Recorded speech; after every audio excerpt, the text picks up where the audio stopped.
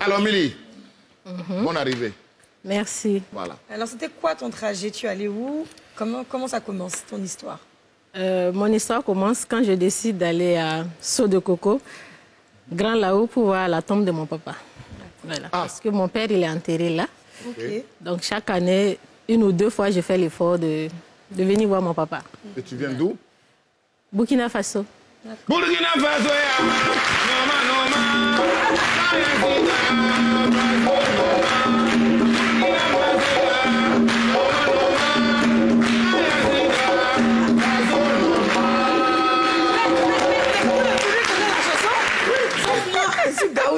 Non, tu connais, c'est pas que tu n'as pas écouté, c'est tout. Sinon, tu connais. Alors, donc, tu viens du Burkina Faso, tu es venu voir la tombe de ton père, Ouais. et sur le trajet, dans le bus, dans le car, il y a une dame qui est en travail et tu l'aides à coucher. Comment ça se passe? D'abord, ce n'est pas dans un cas.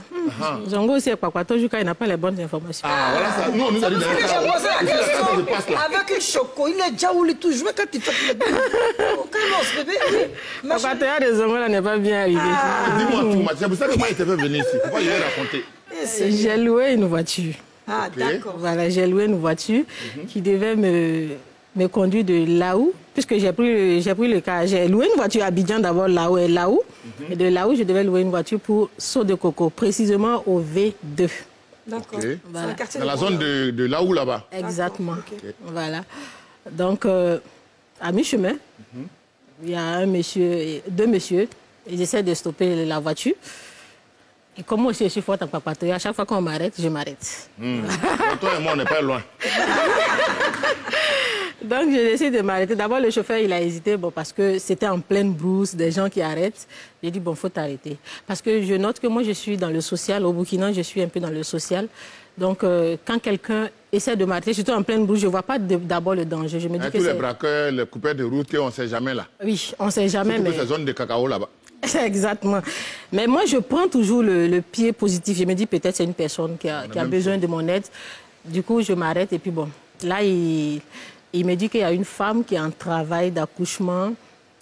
Ils ont référé la dame pour là-haut, mais eux n'ont pas de moyen de transport adéquat pour envoyer la femme jusqu'à là-haut. D'accord, ok, je comprends. Voilà.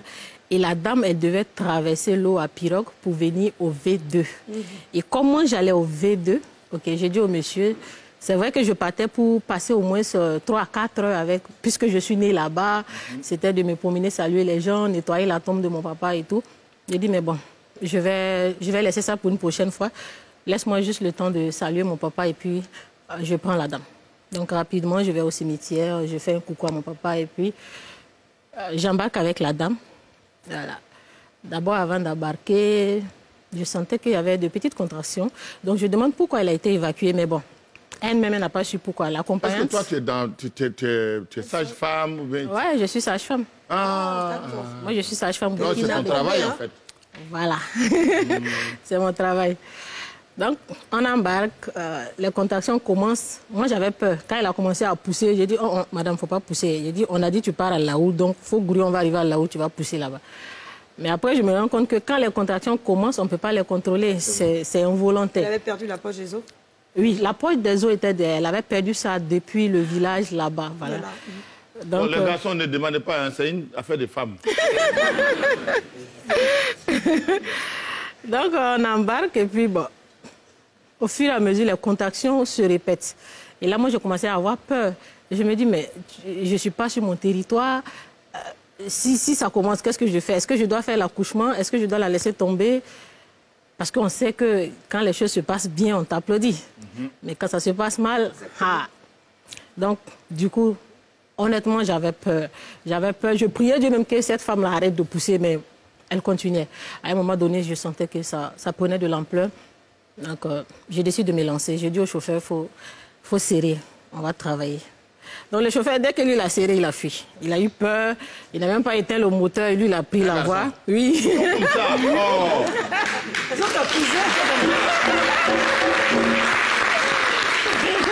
Lui, il a pris le chemin et puis il partait seulement. Il ne pose pas question à quelqu'un, il disparaissait.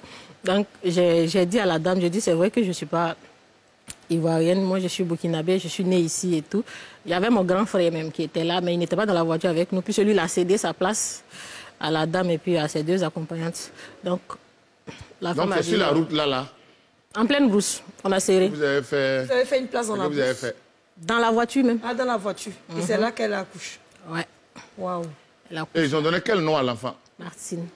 Hein? Martine. Martine, qui est votre prénom. C'est mon nom. Voilà. Ah, c'est chaud.